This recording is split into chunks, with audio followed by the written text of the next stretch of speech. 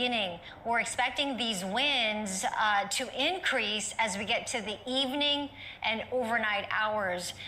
This is the time, this is the window, I think, that firefighters have in order to continue to fly these fixed-wing aircraft. I know they brought in a lot of resources from the north to handle a situation like this. These soldiers start theory here. Well, it looks like there's another big fire starting up in. This is right where I used to live. Matter of fact, there's a bicycle right here. Red flag warning that's in effect, not just for the Pacific and this is Palisades crazy, area, 80 but to up 90 and down mile the an coast, hour winds. down through parts of Orange County and the Inland and I know Empire. OC, well, he lives down the road, but the smallest spark this is can cause like a fire, insane. and So it can grow instead of gaming, I'm going to turn this on for a while. Under these weather conditions, wind is the most important component in allowing the fire to spread, and this is exactly what happened today. So stay vigilant, please. Stay alert and have that ready, set, go plan in place. Hopefully you have had it in place. It's gotten crazy because all these people are at work in LA and places, and they're all trying to get back to their houses to get their frickin' shit. And they're like, this is the wrong time to be trying to go back to your fucking house and get your shit, man. A locator you know, on you should have been this doing video. that shit. Where are we like, exactly? You know, we're looking at cars leaving a while ago, man. So. Temescal Canyon, is that? Yeah, Temescal Canyon. Palisades. Okay. That's a vantage point you're looking at on the left. Oh my God, man! Here it's.